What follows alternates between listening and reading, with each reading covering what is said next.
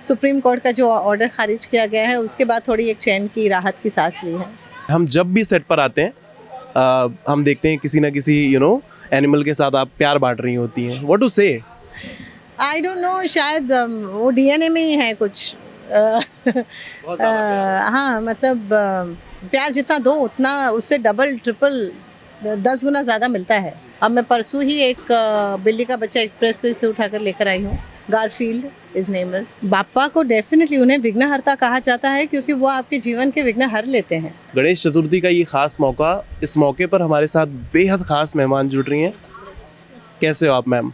मैं बिल्कुल ठीक। अब खासकर ये सुप्रीम कोर्ट का जो ऑर्डर खारिज किया गया है उसके बाद थोड़ी एक चैन की राहत की सांस ली है।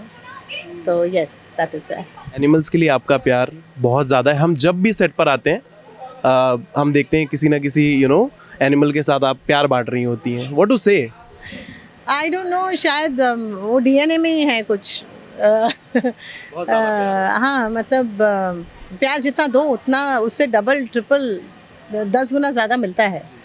तो ये सारे बच्चे चाहे फिल्म सिटी के ही बच्चे क्यों ना हो, I try and take care of them and God is kind कि उन्होंने मुझे ये प्लेटफॉर्म दिया है अनुपमा जैसा, जिसने मुझे द फ्रीडम, फाइनेंशियल फ्रीडम दी है और it has given me the means to have my voice heard and to do much more than I was doing before.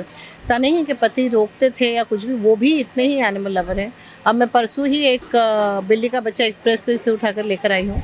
Garfield is name is and his leg is broken, सब जगह उसे चोट है। I think accident case. तो घर में है। मेरा बेटा आज उसे नानी के यहाँ ले गया, नानी का घर दिखाने।